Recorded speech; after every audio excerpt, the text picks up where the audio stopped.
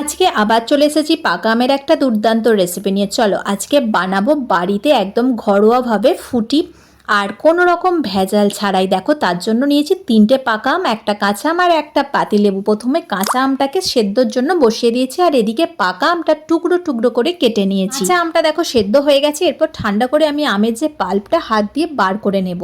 আর এদিকে আমি যে পাকা আমটা কেটে রেখেছিলাম সেটা মিক্সিতে দিয়ে দিলাম। তার সঙ্গে কাঁচা আমের পাল্প 1 চামচের মতো দিয়েছি আর একটু জল দিয়ে ভালো করে আমটাকে কিন্তু পেস্ট করে নিয়েছি। এইভাবে কাঁচা আমের পাল্প আর পাকা আমটা ভালো করে মিক্সিতে পেস্ট করে নিয়েছি আর এই ছাঁকুনির সাহায্যে ভালো মতোভাবে এটাকে ছেঁকে নিলাম। আর লেবুর যে রস ছিল তা থেকে আমি 4 ভাগের 1 ভাগ লেবুর রস এর মধ্যে দিয়েছি।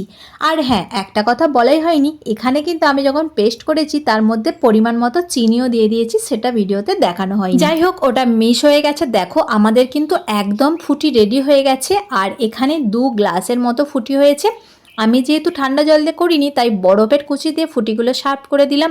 একদম ঘরোয়াভাবে আর দারুণ টেস্টি আর দোকানের মতোই কিন্তু খেতে হয়েছিল। যাই হোক, তোমরাও এইভাবে বাড়িতে বানিয়ে বাচ্চাদের দিতে পারো আর বাচ্চারা তো দারুণ মজা করে খাবে। তো ভিডিওটা কেমন লাগলো জানিও, ভালো লাগলে লাইক কমেন্ট শেয়ার করে পাশে থেকো। ভিডিওটি দেখার জন্য ধন্যবাদ।